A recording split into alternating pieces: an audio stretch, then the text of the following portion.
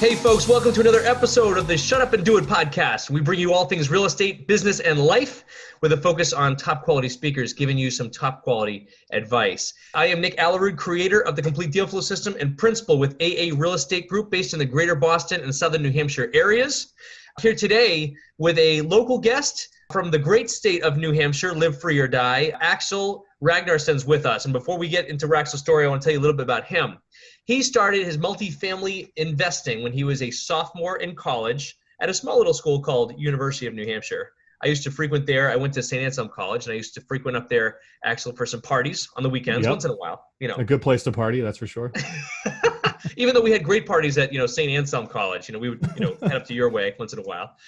But no, Axel, he purchased his first when he was a sophomore in college. He got a degree in finance and entrepreneurial studies, and he was a founding member and co-director of the Rines Angel Fund, the first and only undergraduate student-managed angel investment fund in the country. And now, where he is, he owns a company called Brickleaf Properties, and is continually searching for new properties to look for. It owns approximately $4.5 million in multifamily assets. He's flipped a whole bunch of homes, and he's been a principal party in over $15 million worth of transactions. And here he is today. Axel, thanks for being on the show, my man. Absolutely, man. Thanks for the invite. I look forward to our conversation. Fantastic. And since we're here too, you also have a little podcast. Maybe you want to plug that. What do we got for a podcast up there? Yeah, absolutely. So I host the Multifamily Wealth podcast. The spark notes on it, or the quick summary, is just talking to folks that are killing it in multifamily. And every once in a while, we bring on someone who maybe doesn't have a particular background in multifamily, but something that can help folks who invest in multifamily. So if you invest in multifamily, or you want to invest in multifamily, check it out. It's a Multifamily Wealth podcast. It sounds like you actually have some expertise in multifamily. Let's talk about, good segue. Let's talk about your story, man. How did you even get involved in real estate before UNH? Yeah, so I guess it's kind of a similar story with a lot of folks that have an entrepreneurial background. I was in high school, and the way I was making money at the time was I was buying and selling stuff on Craigslist and eBay, and kind of flipping stuff online, whatever it was. So I never really had a job, and that kind of translated into some bigger stuff. At one point I was doing furniture, and then I started buying and selling cars, and that was late high school, early college, making $1,000 here and there, which at the time was great money.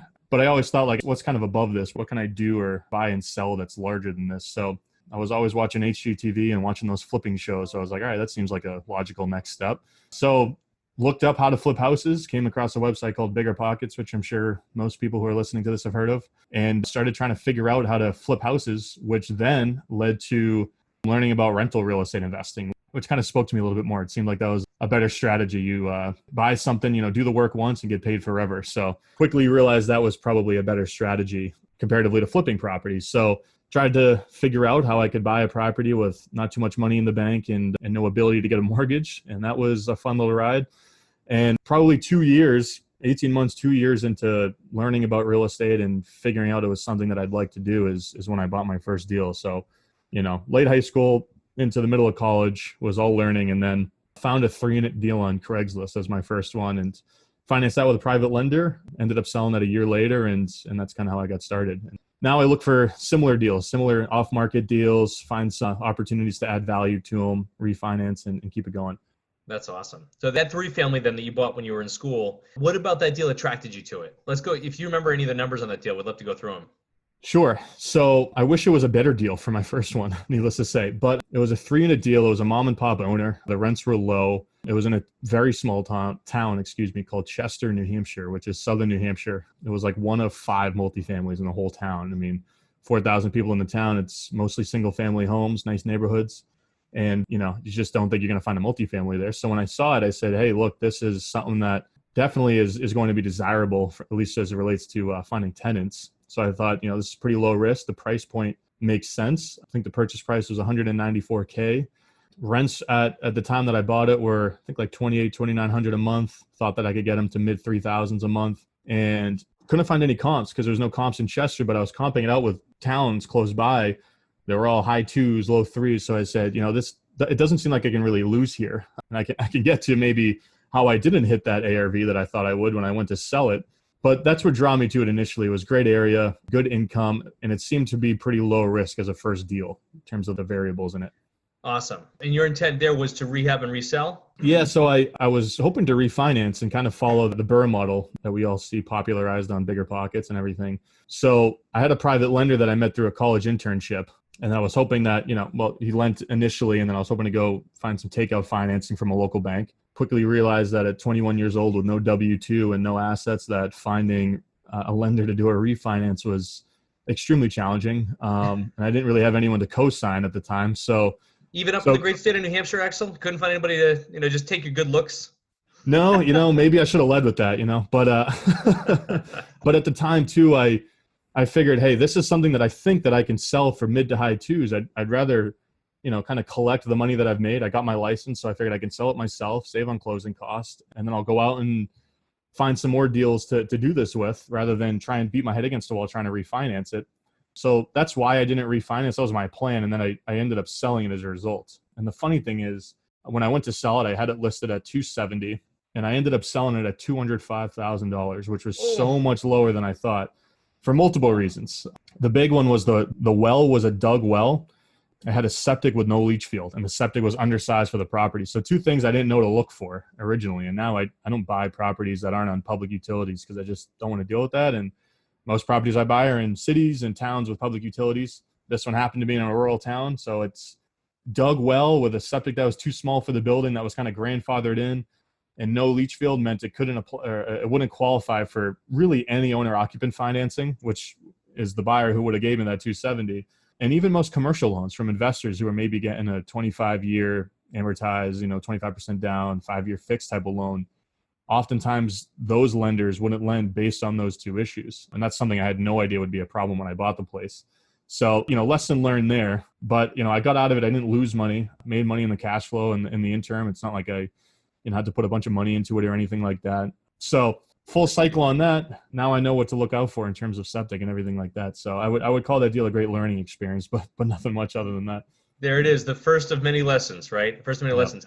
When we talk, so I love getting the transitioning from rehab and rentals, because when we look at it in our office, right, it's like a rehab, it's kind of like you're firing this big cannon worth of cash, right? Like we're finding this big cannonball of cash outlaid to, fix up, renovate this property, be transactional, and then hopefully in 6 months, 9 months, 12 months, sometimes 24 months, those are the bad ones, you get that cannonball back, plus a few little bullets, right? Plus some ammunition to that, and that's called the war chest. And the money cannon keeps flowing back into that war chest.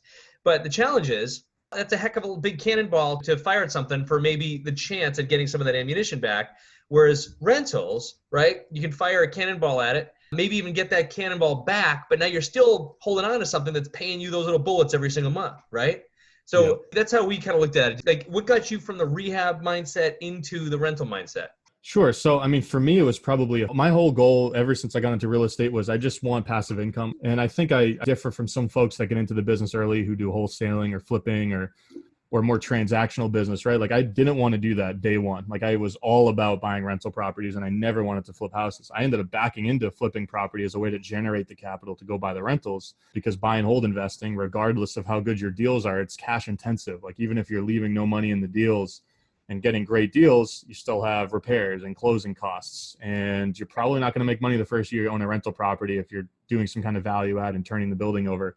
So even if you're getting good deals and leaving no money in them, it still sucks cash inherently. So that's why I got into flipping personally.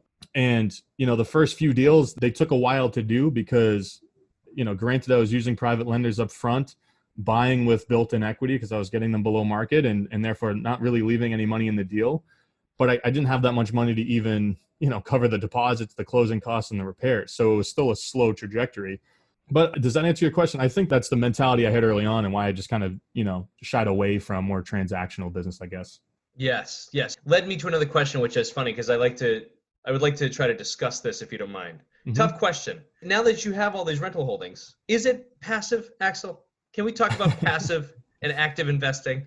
Sure. So I think there's a misconception that it is passive. When I was self-managing, it wasn't passive, especially because I didn't know what I was doing. I don't think anyone who starts, right, no matter what you do, you just still don't know, right? And I would get so emotionally involved with tenants and everything like that. I was awful at property management. So that really wasn't passive. Self-managing, not passive at all. And maybe the hours spent wasn't so significant, but the emotional like just, it's always on your mind when you're self-managing. It's something you're always thinking about. When I hired a property manager, which I did a couple of years ago, that did make it a lot more passive. But I think the misconception there is you still don't have to manage the manager. So, I mean, I still spend a couple hours a week, talking about vacant units, what we want to market them at. If we're doing a refinance or a renovation or something where it requires my involvement, I'm still involved in that respect. Still looking at the owner reports every month, still on the phone a couple times a month, discussing things that I see in those owner reports. So yeah, in terms of hours spent, a lot less, but that doesn't mean you can just shut your brain off and not look, because, you get yourself into trouble, even if you have a great manager. So passive, I guess, is relative, because some people think of passive as anything that's not their day job or something that's, 5-6 hours a week. Like, sure, if you think that's passive, then it's pretty passive, but it's not truly, you don't spend any time on it, right? Because I think that's too optimistic of a view. It is. No, I love it. And I like to tackle that too, because, I have the same revelation, right? Like, we all want to move from this active to passive ladder, as we call it in our investing business. And then as we started picking up more and more rentals, it was like, oh, well, I'm still working sort of as hard, because now I'm managing the manager, and now I'm dealing with the refis, like you said. And I think the measure that we put into place is like $1 per hour, right? So if you are an active investor trying to get into the passive investing, and that's why you're listening to Axel here talking about multifamilies, what is the dollar per hour ratio of what you're doing now versus where you want to be? And, and how much cash does it throw off, and how much, effort are you putting into that? So I think everybody's going to have a different threshold, just like you said. If it's not your full-time gig and you just want to, have some cash thrown at you, but, you're not doing anything with it, or if you're willing to put in 20 hours of work a week and it's throwing off X amount, that's still passive to some people. So cool. Exactly. Cool discussion. Yeah. And I think I'll quick comment on that, right? Obviously, especially if you're looking to grow a portfolio, like especially if this isn't if your goal is to buy a duplex every year for 5 years and then that's your retirement and you're working your day job, maybe self-managing is okay, because you're probably not spending that much time and your goals are different. But if you're looking to aggressively grow a portfolio and get out there and do off-market deals and network with brokers and owners and, do all of the things required in order to build a deal flow and find capital, everything like that, property management is just such a poor waste of, or I shouldn't say waste, a poor use of your time comparatively. And I found myself, I lived an hour away from where I was investing. And when I was self-managing, I'd get in an hour, I'd go drive to the property to go meet a cleaner to let them in. I would sit there for a half an hour while they cleaned, and then I'd lock the place up and I'd leave. And I was like, this is the most asinine use of my time. Even though I don't have a big portfolio yet, it's like, especially if you're not close by, it just makes no sense to self-manage, in my opinion. But anyway. Totally. And I'm of the opinion, as we all know, we have our own property management company as well. And we're exactly the same opinion, where if you are standing out there letting people in and out of a property and not looking for another deal, not raising capital, not affecting more value adds in your deals, like you're not an investor yet, right? You're learning. Yeah. You're on that path. Speaking of being on the path and learning, Axel, I want another learning lesson from you on your first, let's say, rental that you were self-managing. I'm sure you got to have a good story for us. What was there, like one of your lessons learned on, acquiring rentals and self-managing property? Sure. So if you don't mind, maybe I'll use my second one, because I think I have a story that applies. The first one, I was in and out. There really wasn't too much there that was out of the ordinary. I mean, there was challenges involved with being 21 years old and being people's landlords that were twice your age. And that was a challenge for me in terms of just like collecting rent, and the whole psychology behind that was that was a hurdle, But on my second deal, which is another 3-unit building in Manchester, New Hampshire, I had a couple of tenants that just like drama. Like, every once in a while, the tenants follow the Pareto rule, where there's 80% of your problems are coming from 20% of your tenants. And it's usually just the tenants that call and complain as it relates to like just the littlest things, the upstairs neighbors being too loud. And instead of dealing with themselves, they call you. So I had a couple of tenants that were like that, and they were just draining my energy and my time, and I just didn't want to deal with it. So what I did was I created a separate email account, and I just had all of the issues emailed to this email account rather than called to me on the phone or sent to my personal one. And I just came up with a management company, and I think I called it like Axel Ragnarsson Real Estate or something like that at Gmail. And I had everything sent to this email account.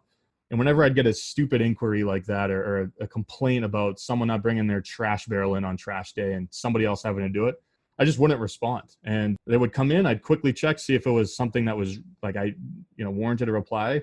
And I'd let it sit and I just wouldn't reply. And a couple of weeks later, I'd say, oh, sorry, I just saw this. And usually by then, not an issue. And it was always, and it would cycle through. And at least that way I wasn't dedicating so much emotional energy to all of the problems.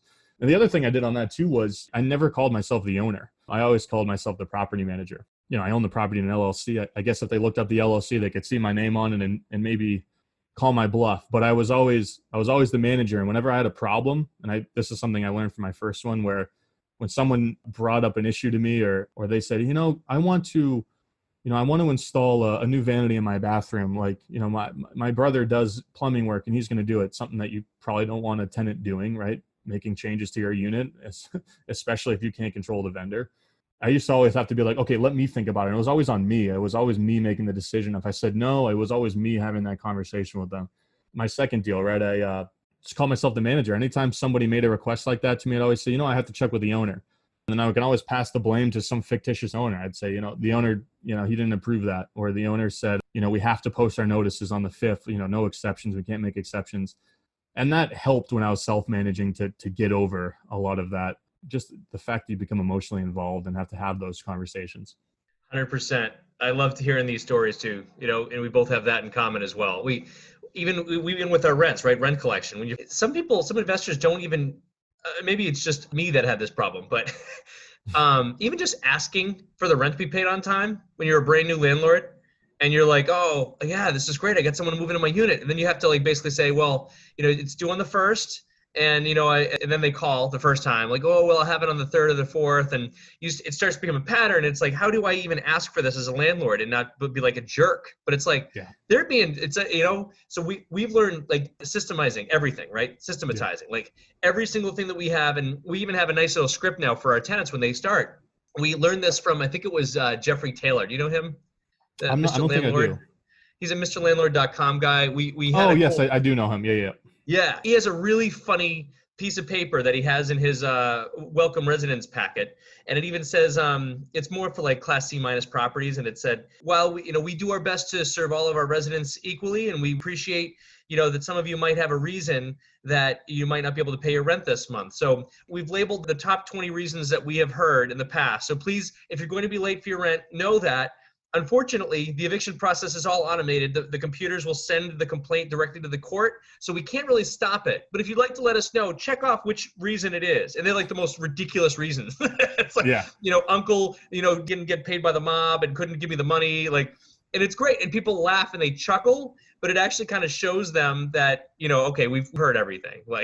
Yeah, exactly. And obviously the big takeaway, right, is I think everyone knows that you need to run it like a business, even if you're an accidental landlord. If, you inherit a property that's a duplex and you didn't want to be a landlord, people still kind of know that you're supposed to treat it like a business, but in practice, that's so much more difficult because you're not acting like a business person, right? I think for me, I know that I need to systematize this. I used online software, I used Cozy to collect rents. And I was like, oh, I'm doing this right. I'm not getting cash. I'm keeping control of this. I used robust leases. But when it came time to speak with people and to actually have those hard conversations, it was challenging because I had not taken it that extra next step, which is, even if you're self-managing, whether it's 3 units or 300 units, start a property management company, go file an LLC with the state, call it your name management or come up with some name, put all of your leases in that name. And psychologically, that'll make it seem like you are the property manager. This is a business. You're starting a company to manage your rentals. When you're speaking with tenants, always talk about, company policy.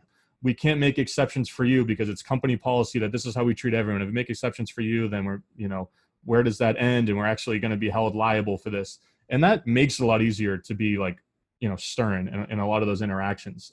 That's what I should have done. I look back and that would have helped a lot. But, and come up with a company handbook and give it to tenants. Say, this is how we treat all of these different scenarios, kind of like what you just mentioned. And I think that'll help a lot because that's the toughest part about self-managing is, it's a business, but you still have a hard time creating a business out of it. 1,000%. There it is, guys. That's the biggest probably tidbit. Let's get to this one. Treat it like a business because it is a business. And, you're there to provide a service, which is shelter and quick responses to your residents. And they're there to pay for that service. And It has to work both ways. So 100% agree.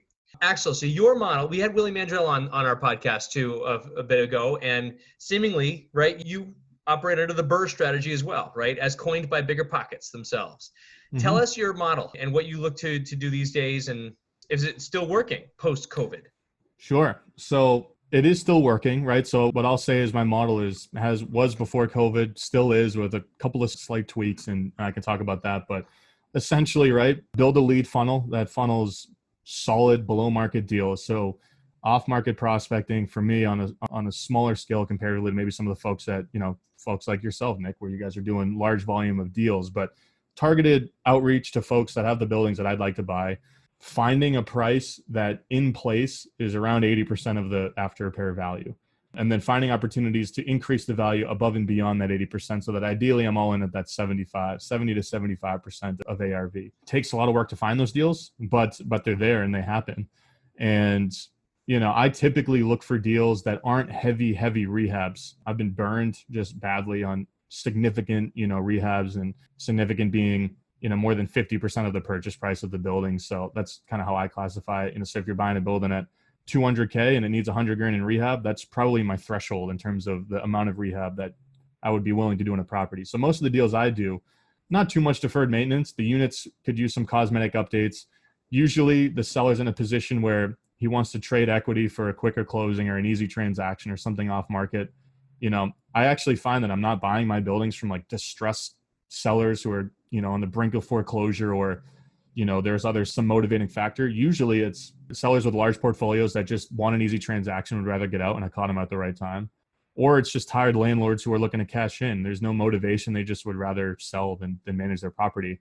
And there's the motivating factor of doing a deal off market, saving on closing costs, and it's just done for them. They don't have to go through the process. So for me, an average deal is purchase price of 300 to 500 grand, rehab of 10 to 50 grand, like not when I'm not doing big rehabs, raising the rents 20% usually. And then I go and get it appraised, and it appraises at a number that gives me 20 to 25% equity in the building. And then ideally I leave no money in the deal, which is usually how it goes. Sometimes you leave 5% on a deal, some, a little bit more, but leaving 10 grand in a $400,000 property is never I don't call it a bad deal, right? I think that's still a win in my book. Especially when your residents are paying down your mortgage for you. Yes. Yeah, exactly. And if you look at on a return basis, right, 10% down on leaving 10% of, equity, right, in a $400,000 deal, 40 grand, that's generating 15 to 20 grand a year in cash flow, quick math, 50% cash on cash, a little, somewhere in that ballpark, that's never a bad thing. So I think people have a misconception about the BRRRR model, where it's like you're all in, and, if you leave money in the deal, it's a bad deal. Like, I don't view it like that. I mean, I look at it as I just built 30, 40, 50 grand in equity. Okay, I left some, that's not the end of the world, but I still have a quality asset that I just renovated that is going to produce for me, and my actual return metrics are great. 1,000%. Okay. On your net operating income, do you have any parameters for your cash flow per door, or, any type of like that? So I don't have specific percentage return metrics, I would say, because the goal is, 50% plus, you'd say, right? If you're doing a good BRRRR deal where you're not leaving a lot of money in, that's going to take care of itself, right? The getting in at a percentage of ARV is really the only thing I care about. And if you do that, I know that these buildings in Manchester are going to cash flow, Manchester being where I invest. So the actual cash flow as a percentage, I know that'll take care of itself if I'm in at a certain number under ARV. For cash flow per door as a kind of like a nominal number, I don't particularly use that too much, given that I think that number can be misleading. $100 a door in cash flow on a 3-unit, if that 3 units 200 grand, that's a better return than a building that's 350 grand, or, if I'm using 2 3-unit building examples, right? Mm-hmm. That the building that's cash flowing $300 a month, but is 350K in terms of its value, probably isn't going to be a great return on my equity, like the return of the money left in that deal. So deals that are kind of in the higher end of the price points, I usually sell those and try and capture the equity that I created. And then I go and redeploy that into, deals that are actually a better return on my equity. So I use that number kind of as a signal of what the return is on the equity I've left in the deal, but not really too much as like a return metric, I guess, in terms of the cash flow, if that makes sense. No, brilliant. Yeah. I think looking at it from that advanced strategy, a lot of people getting into the real estate game, they're like, oh, I want to make 150 per door or 300 net per door. And then they go through the whole spreadsheet. But yeah, if they're doing that in Boston and they're paying 1.2 for, a 3-family. Yeah. Or I'm sorry, 1.9 or 2.2 for a 3-family in Boston. Yeah. I was going to say 1.2 seems like a good deal right now based on based on what's going on. Oh, Um, sigh. right. But I think it's a good point though, because that happens a lot where, someone's talking about a condo they have. They're like, oh, I cash flow $300 a month. That doesn't mean anything, right? Like it's an irrelevant number. If the condo's worth 500 grand and you're making $300 a month and you have 250 grand in equity, you maybe got a loan at 50% of value. That's not a good use of that 250 grand that's sitting in that deal. You're better off selling that, taking that 250 grand and buying properties that cash flow on a percentage basis a little bit better. So that's why I don't use that number too much. But I think it matters if you're comparing apples to apples. But oftentimes you're comparing apples to oranges with that number, from what I found. Totally. When you're doing your deal flow and you're getting sellers that call you, do you ever get sellers that like don't have any information put together, their financials, like maybe they don't have leases and that sort of, how do you deal with those types of problem sellers?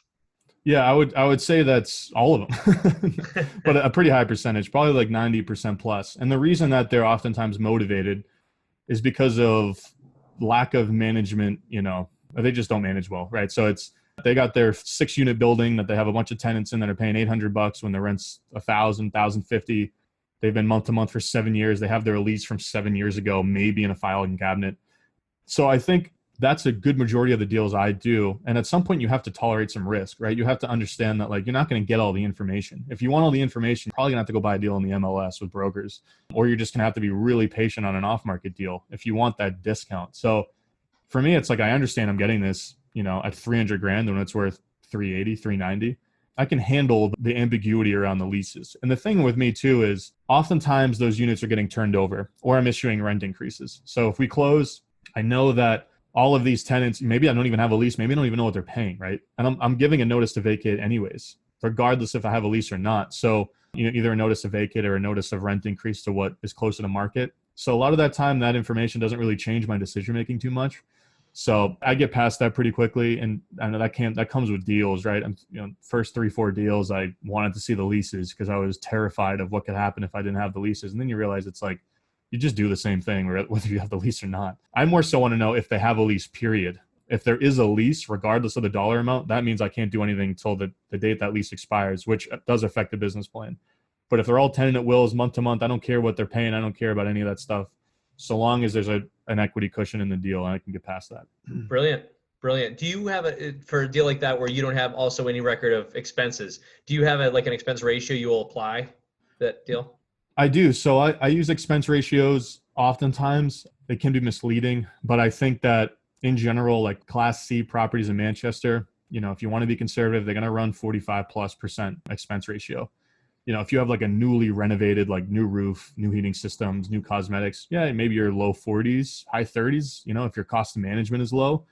But for me, I typically use it as a check. So, over time, you develop a good understanding of what insurance is per year, per unit, what water is per unit, per year, depending on the bedroom count, what your common area electric usually is, stuff like that.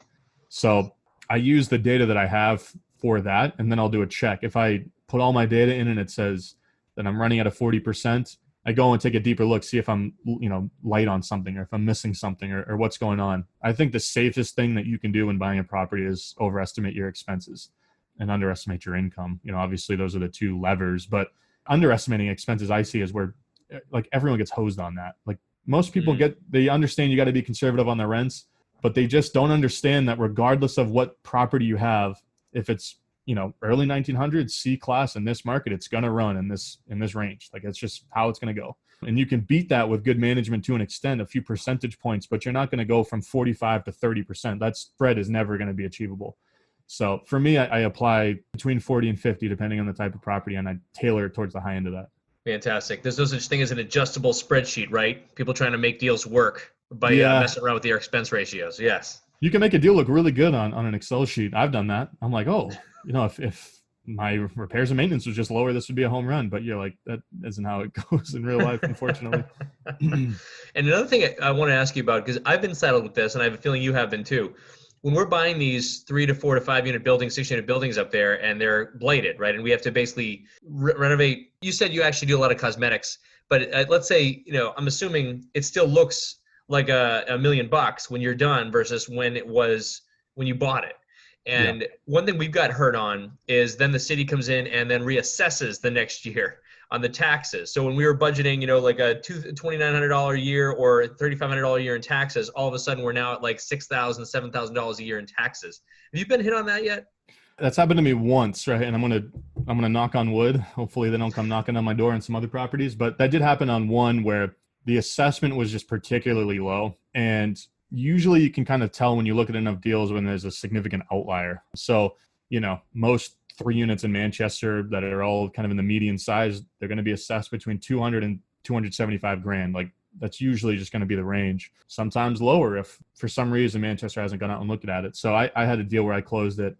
I think it was assessed at like 170. The value was over 300 grand. And yeah, they saw they saw the transaction record, and they'll come out and take a look. And I got reassessed on that one. But that was one where, early in my career, I wasn't budgeting for that. And that could have been a problematic issue, right? I think I gave myself some leeway on the other pieces of the P&L, the other line items to kind of take that. But now that it is something I'm more mindful of, where if something falls out of that parameter that I've gotten used to seeing, then I'll, kind of budget in maybe an increase in $900,000 in the taxes every year, or just understand that that's something that I might have to deal with. But luckily it hasn't happened on too many properties, and hopefully it doesn't. What projects are you working on now that you're kind of excited about? Anything you want to share?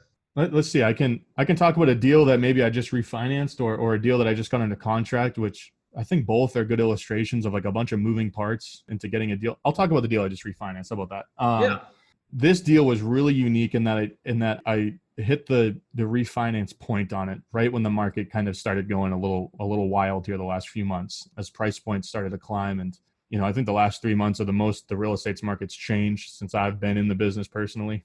It's kind of wild to see what some properties are appraising for right now, and this one's an example. So I had a 6-unit in Manchester that I bought late last year. So I found the guy through just direct emailing him, got a data list, found his email, emailed him, asked if he wanted to sell.